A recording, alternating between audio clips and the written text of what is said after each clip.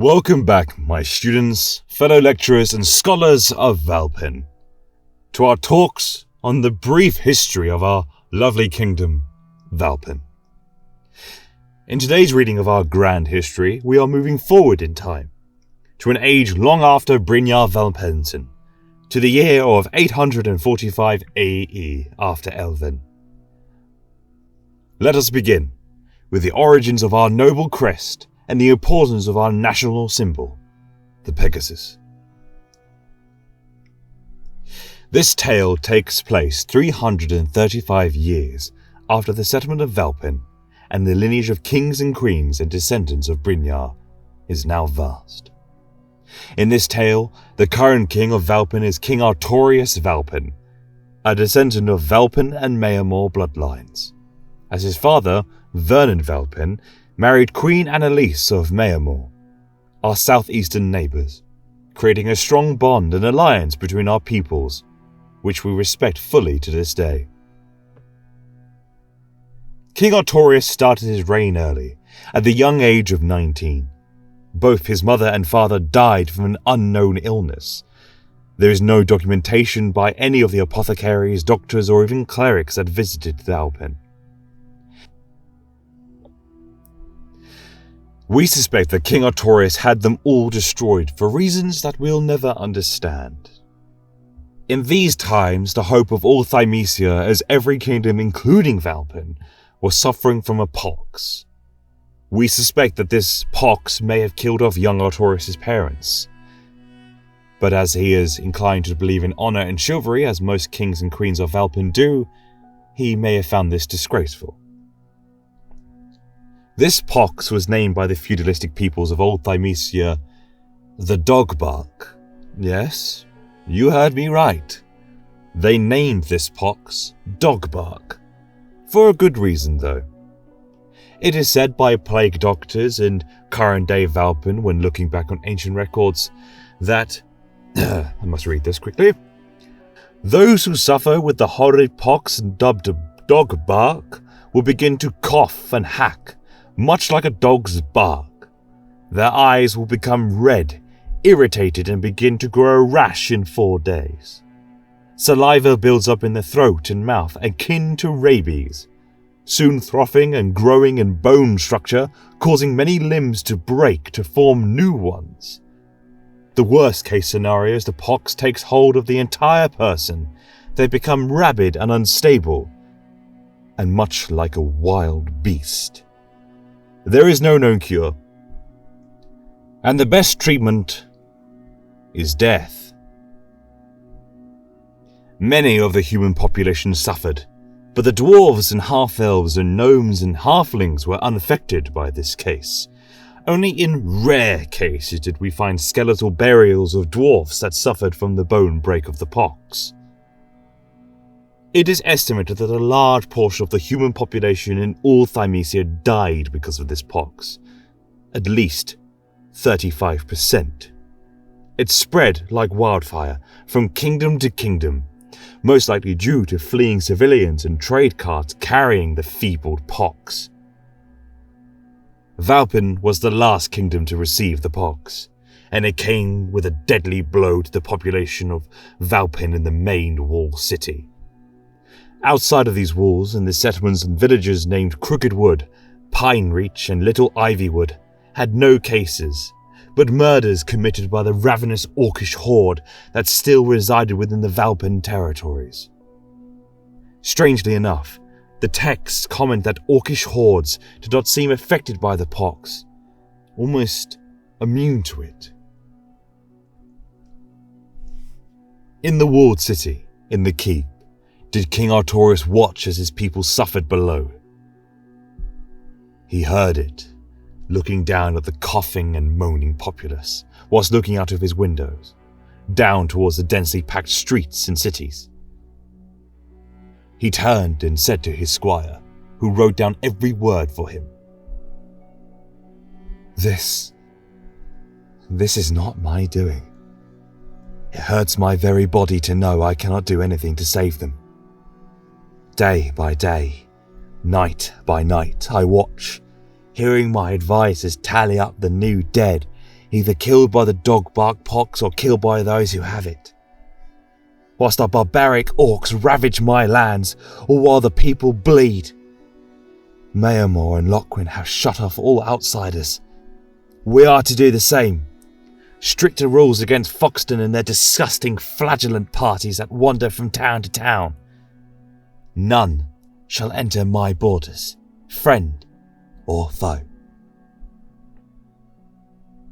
The squire wrote down every word with haste, even noting that he took a break whilst residing back into his throne, asking him to pick up a quill once more and writing down the next set of words. My father and mother would be horrified by the sights they see, and yet I am powerless to do anything outside settle my deep hatred against the vile green tide of orcs. The king was interrupted by the doors slamming open of his keep. A Valpen knight escorting a man dressed in fine blue robes, dotted with the heraldry of Lochwin, of suns and stars and moons. Artorius nodded towards his squire to write down everything, including this exchange with this supposed visitor from Lochwin. "My lord, a visitor from Lochwin. No signs of the pox about him?" did the guard speak. "Who enters my keep then? Lower your hood so I may see your face," the king demanded. "Of course, my lord," did the hooded man reply, speaking again. "I am Calselmo of Lochwin, wizard to the Moon King and bringer of news to thee. I pray that your ears are open, for the news I bring may end our blight." The king rose from his honourable throne. "You have my full attention, Calselmo of Lochwin. Speak your honeyed words to me, so that you may bring the slightest of joy to us on this frightful day." "I thank you, my liege. This pox was not a natural-born disease. Far from it. We have no evidence to suggest it came from a natural place, such as rats, festering water, miasma in the air, or even rotting carcasses. Our magics, as young as they are, have determined that this pox is not a disease, but a hex, created by someone or something. It can spread by the air, by the horrid coughs and hacks, but it is not normally spread this way. Whomever has done this activated the hex in every kingdom, one after another. Of course, the religious zealots of Foxton believe it to be a curse from their divine. But we know that you and your peoples do not follow that religion." The king stood, gazing out of the windows, the scrunch of leather gloves behind his back, trying to keep a composure as the veins of his young neck became more and more visible as Calselmo revealed the truth to him.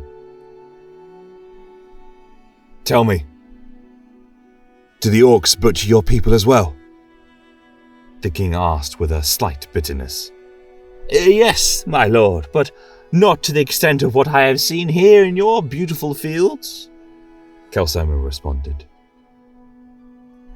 "Then I have my suspicion on who created the pox. The orcs." Calselmo did not respond initially. The squire wrote that his eyes flashed the colour of sapphire for a split second before speaking again. "It is very possible. Orcish shamans and warlocks have been noted in this area. Perhaps they are the reason why this pox started." "As an ally of Valpen, I issue you a command, Calselmo. Find me a cure, or a spell to remove this curse, whilst I and my favoured knights ride out to meet the orcish horde that parades across my lands." "As you command, my liege, but one suggestion. You lack the men. Some of your most noble knights died because of this cursed pox. I may lack the men, but we do not lack the honour, the chivalry, the foundations of my entire kingdom, from generation to generation. We are to uphold these creeds for the rest of our lives. It is said that Calsamo simply smiled, raised his hood, and left, followed by the guard once again. We now switch to our second text, written by one of his many honoured knights, Knight Garnier of Valpen. I saw the king. Blood was in his cheeks. His eyes were filled with a fury I'd never seen before. I was told about 5 minutes ago to ready my armour and be sat upon my saddle before the king was to arrive. I looked towards my fellow chivalrous brothers. All of us had our visors down. We knew not what we rode towards. I had my suspicions, of course, but I was still unsure. Perhaps the Foxton scoundrels that border our lands? Nay, it was not that. The king spoke to us, his voice booming even at his young age. Most of us outaged him by nearly 10 years, but still I respected him as he gave his speech. My honoured and my most loyal of knights, this afternoon we ride. We head outwards of the city to end the blight at its heart. I've heard from Lochwin that this plague, this pox, is a creation made by the vile greenish hands. The orcs did this to our peoples. Now it is our duty as the protectors of our lands and our peoples, whomever they be, to destroy those that harm our very lives. So ride with me, ride and bear your lances, bear your blades high towards our glorious sky. Let none of the green filth sway you, let none of their blighted fingers touch you, or let their gurgled language fester in your ears as you cut them down. For every kill, for every orc dead, I shall knight you to that of a relique knight. A relique knight. The shared looks between us of excitement. To be given such an honour, this was a destiny I knew I had to carry out.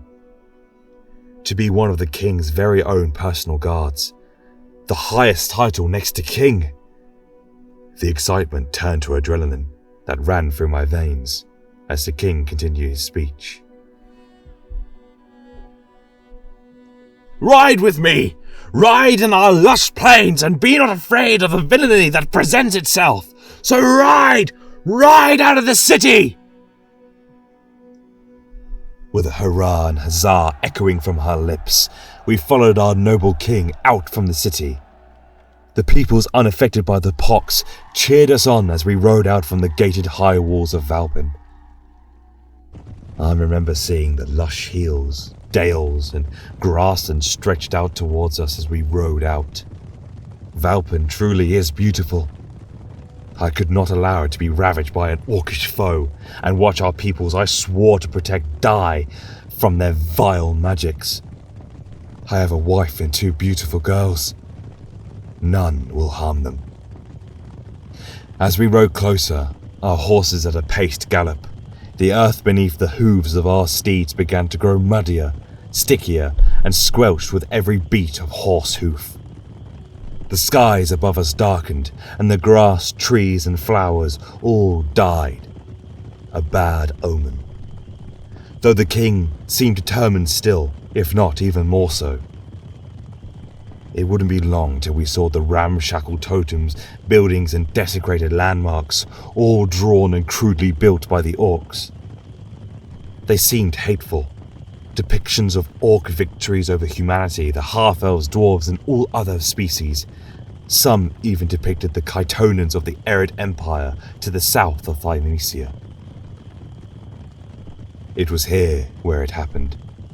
We called it the Bog of the Damned. It was a horrid orcish swamp, created by them to worship their malformed deity. Whatever it is, the statue was horrid.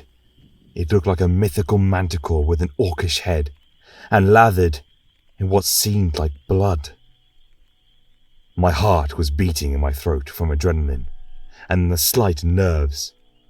Our pace had slowed, and I wish it hadn't.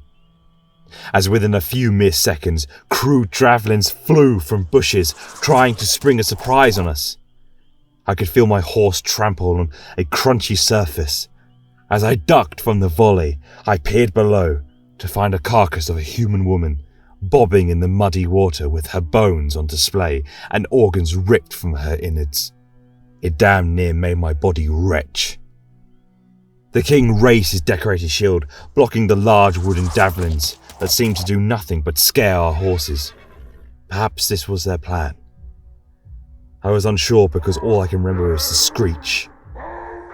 The horrid orcish cry as they charged towards us. We were but 12 men, and there had to have been at least 40 orcs. They made their charge, but we had skill.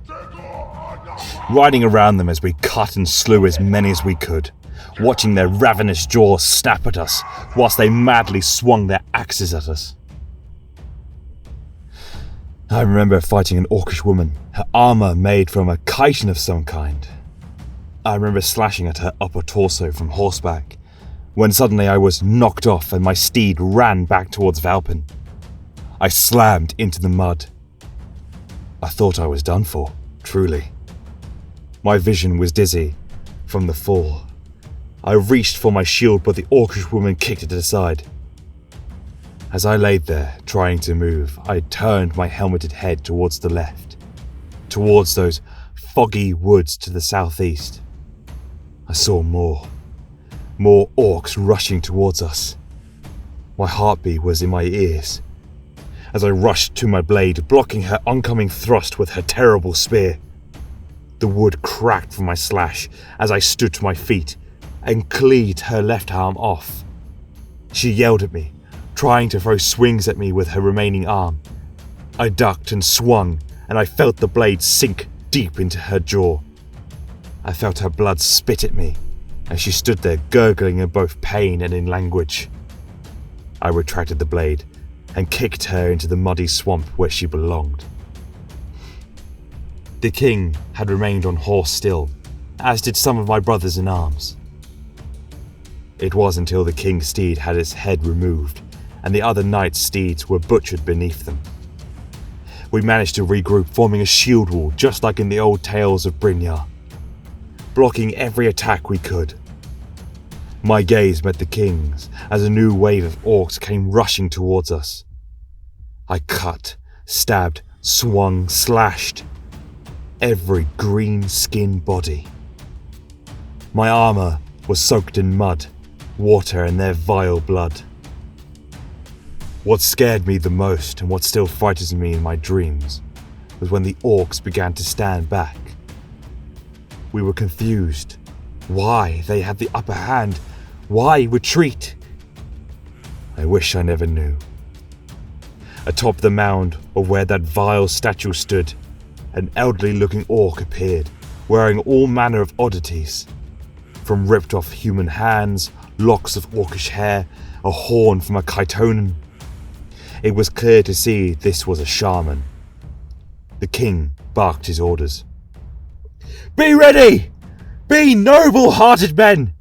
This vile shaman will not break us! Stand fast!" He was correct for not insisting that we charged, because if we did, we would be surrounded by a sea of orcs.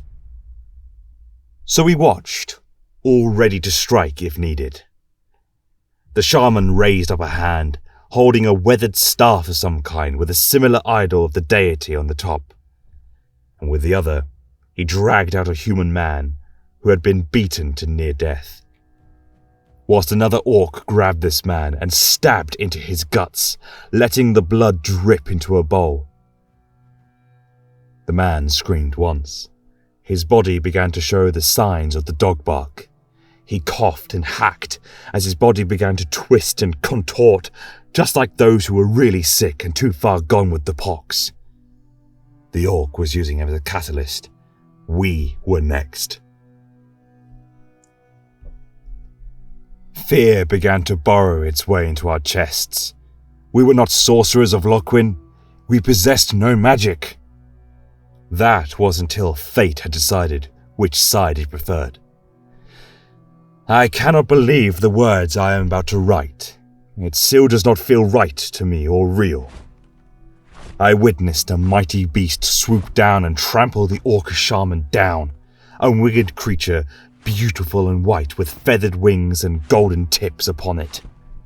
A mythical Pegasus crushed the orc beneath its massive hooves. It was near double the size of our stallions. Then came 11 more, trampling the orcish horde, spooking them. The king took this as our advantage, and we countered, rushing forth to meet these mythical beasts, joining them in battle, slaying every orc in our way. The king rushed forth, picked up the shaman with his full strength, and used his blade to rip out the orc's throat. It was over in a matter of moments. I watched as the king turned towards this Pegasus and spoke to it. I know not if you understand me, but you are forever thanked and will be forever remembered, mystical beast. To our surprise, the Pegasus responded in almost 1,000 voices. Your thanks are appreciated, young one. We heard the call. We are the guardians of this land, before the very existence of your kind. Together we live in harmony. Together we stride forth to protect this land. We are the symbol. Upon our shields did the brand of the mighty Pegasus appear. The king simply smiled at this new heraldry of Valpen. And what shall I call you? The king asked. Bless my liege. The Pegasus responded, bowing its head so that he may mount. As did the other 11. We are the first Pegasus Knights of Valpen.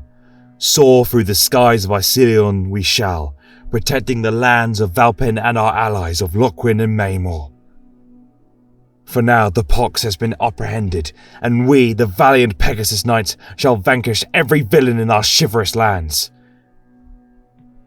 Till death we serve.